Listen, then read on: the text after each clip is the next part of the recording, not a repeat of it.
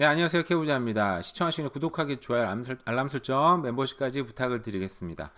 제가 요즘에 방송을 매일 하지 않다 보니까 기사거리가 차고 넘치는데 개인적으로 또 하는 일이 또 여러 가지 있다 보니까 시간이 없긴 해요, 요즘에. 사실은. 근데 어쨌든 오늘은 금리하고 그 집값의 어떤 상관관계에 대해서 저도 이제 여러 가지 자료를 찾아보고 공부를 해보고 했는데 그냥 거기에 관련된 얘기를 하려고 합니다. 일단은 제가 이제 오늘은 되게 짧은 얘기예요.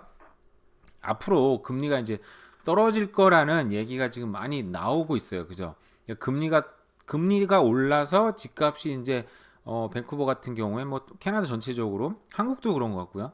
집값이 약간 이제 떨어졌다가 소강 상태 보이기도 하고 잠깐 반등했다가 왔다 갔다 얘기하고 있는데 앞으로 이제 금리가 이제 동결이 되고 있어서 금리가 떨어질 거라는 이제 1년 안에 뭐 막 많은 데는 1.5%, 어떤 데는 뭐 0.75%는 떨어질 거다 이렇게 예측하는 데도 있고.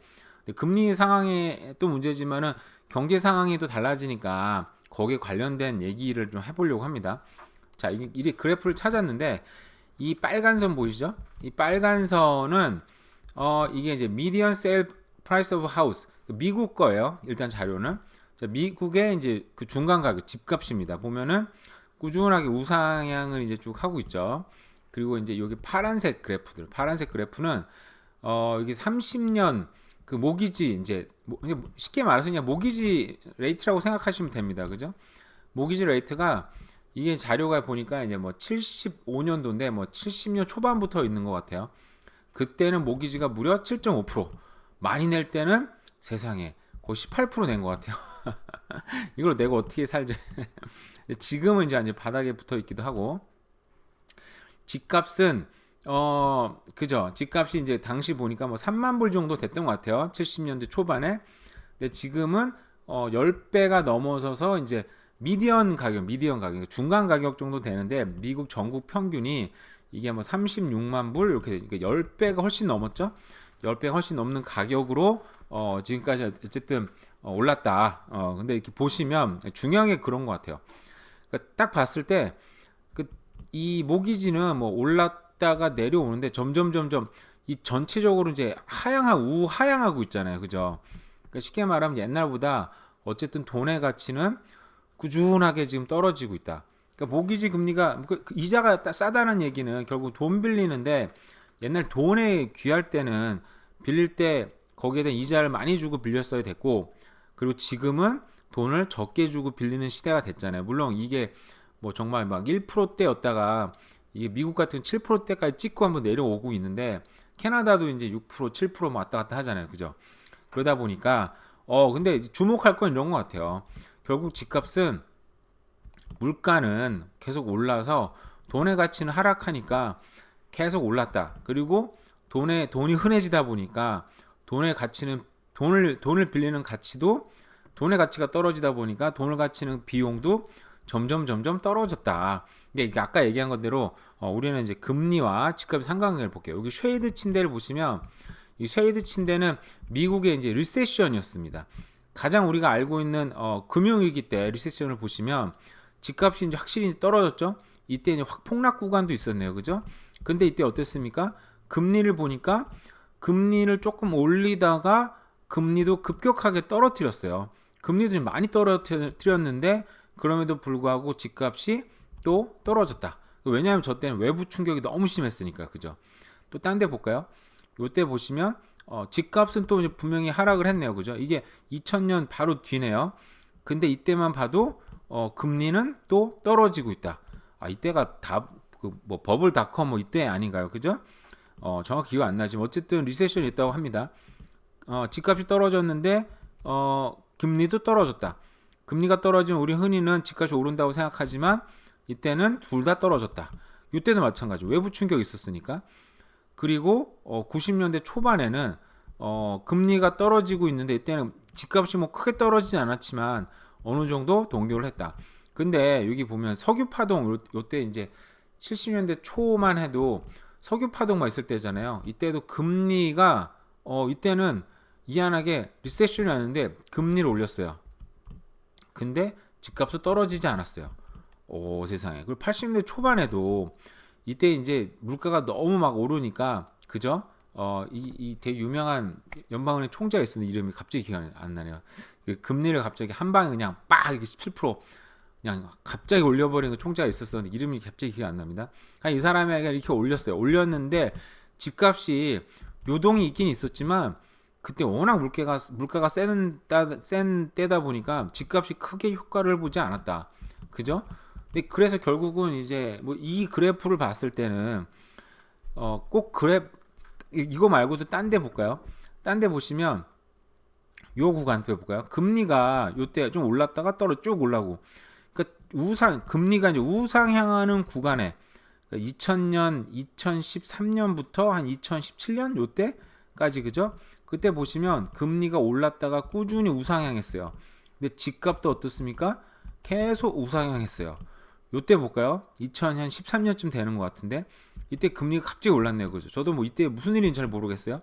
금리를 갑자기 올렸는데 이때 집값도 꾸준히 올랐어요. 그러니까 결국은 상관관계는 없는 것 같아요. 그죠? 그러니까 금리하고 집값은 정말 정비례하는 그런 상관관계는 없지만 그죠? 어떨 때는 금리를 올렸는데 집값이 같이 오를 때도 있고 떨어질 때도 있고 금리가 떨어졌는데 집값이 떨어질 때도 있고 우리가 지금 경험하고 있는 거는 금리를 내렸더니 팬데믹 때 집값이 팍 솟아오르는.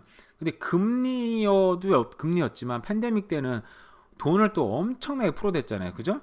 자, 여기 볼까요? 또 1995년도네요.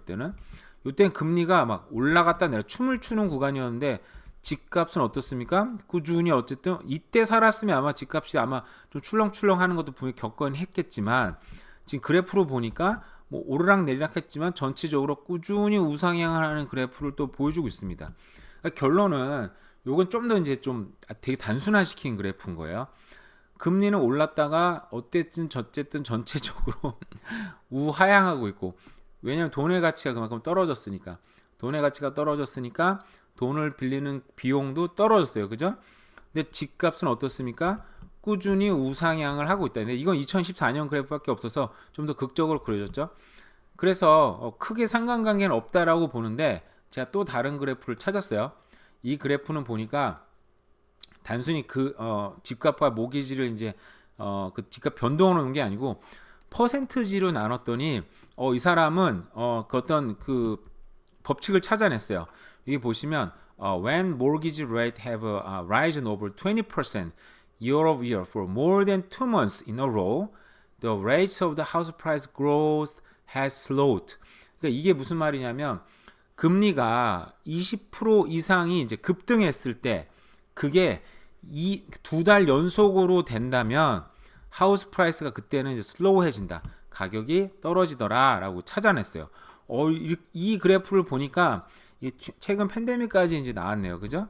팬데믹 때 우리가 뭐 지금 1%대를 경험하다가 6% 이상 뭐 갑자기 뭐 3배 가까이 빵 떴잖아요. 그죠? 그랬더니 확실히 집값이 떨어지더라. 이때 보니까 또 어떻습니까? 2009년 요때가 이제 버블닷컴이잖아요. 그죠? 이때는 또 그게 집값이 크게 영향이 없었는데 2013년 요럴 때 보니까 요건 이제 그 녹색 그래프가 이제 몰기지 레이트예요. 몰기지 레이트가 올라와서 2달 이상을 꽤 기간이 길죠. 그러니까 시간 꽤 오랫동안 지속이 되니까 집값이 또 떨어지기 시작을 하고 그죠? 요 부분도 레이트가 올라오니까 집값이 또 떨어지는 구간이 발생하고 그러니까 20% 이상 올라서 이게 2달 연속되면 집값이 떨어지더라. 근데 그것도 이제 또 근데 이게 굉장히 오랜 시간 동안 찾아낸 그래프인데 요렇게 여건이 지속이 됐을 때 떨어지는 거지 그 외의 때는 또 떨어지지 않는다는 거죠. 그래서 결론은 저도 이제 여러 가지 뭐 얘기를 듣고 했을 때 금리 우리가 참 핑계가 되긴 쉬운 거는 금리가 오르면 집값이 떨어지고 금리가 내려가면 집값이 올라간다. 되게 어떻게 보면 상관관계가 뚜렷하게 나타나니까 우리가 유튜브나 이런 데서 참 얘기하기는 쉬운 것 같은데 근데 이제 금리 외에도 뭐 외부적인 경제 요인들 여러 가지를 따져서 우리가 생각을 해봐야 될 것 같아요. 당연히 이제 캐나다도 금리가 앞으로 이제 뭐 떨어진다고는 하지만 금리가 떨어진다고 곧 그게 꼭 집값이 오른다라는 의미는 지금 분명히 아닐 것 같다는 생각이 들고요. 왜냐하면 외부적인 요인 아직도 러시아 우크라이나 전쟁은 끝나지 않았고 또 하마스랑 팔레스타인도 뭐 여전히 지금 전쟁 중이라고 표현해야 되겠죠. 그 외에도 이제 경기 침체가 눈앞에 두고 있기 때문에 금리가 떨어진다고 해서 집값이 꼭 오르는 건 아니지만 또 그 반대인 경우는 마찬가지예요. 그죠? 또 금리가 떨어지면 오를 수도 있죠. 거기에 많은 리포트가 있어서 오늘 하려고 했는데 너무 많은 뉴스가 있어가지고 제가 오늘 다 못할 거고 내일 또 뭐 하면 될 것 같아요. 거기에 관련된 이야기들은 어쨌든 제가 오늘은 사실은 저의 핵심은 사실은 요거였어요. 집값은 오르락 내리락 하지만 결국 우상향하는 게 집값이었고 금리도 오르락 내리락 했지만 전체적으로 봤을 때는 좀 우하향할 수밖에 없다. 왜냐하면 그 돈의 가치는 점점 떨어지고 있으니까 그죠? 저러니까 이제 이 달러 시대가 끝났고 새로운 때로는 뭐 위안화라든지 다른 화폐가 나와야 된다는 얘기가 지금 나오는 거 아니겠습니까? 그죠? 우리가 돈에 대한 역사는 뭐 저 말고도 정말 정리를 잘 해놓은 사람들이 너무 많기 때문에 그걸 보시면 되는데 돈의 가치는 떨어질 수밖에 없기 때문에 막 돈을 옛날에는 보니까 끝에를 막 깎기도 하고 막 여러 가지 방법을 써가지고 돈의 이제 유통량을 늘렸잖아요. 근데 지금은 어떻습니까? 돈을 중앙은행에서 그냥 프린트하면 되는 상황이고 은행에서는 저도 요번에 또 이제 드디어 사채에서 벗어나서 모기지를 이제 받을 준비 중인데 은행에서는 또 그 준비금 외에 준비금의 좀 몇백 퍼센트를 또 대출을 해주잖아요. 그러니까 돈의 양은 점점 수치상으로는 늘어날 수밖에 없다 보니까 돈의 양은 점점 줄어들 수밖에 없다. 제 얘기는 사실은 이거였습니다. 그래서 경제가 어쨌든 간에 결국은 부동산이나 이런 자산들은 우상향한다. 그런 얘기를 해보고 싶었어요. 어쨌든 오늘도 비가 오락가락합니다. 요즘은 오늘 날씨도 좀 우울한데 겨울이니까 그래도 눈이 안 오는 게 어딥니까? 항상 감사하면서 살아야 되겠습니다. 오늘도 하루 잘 보내세요. 감사합니다.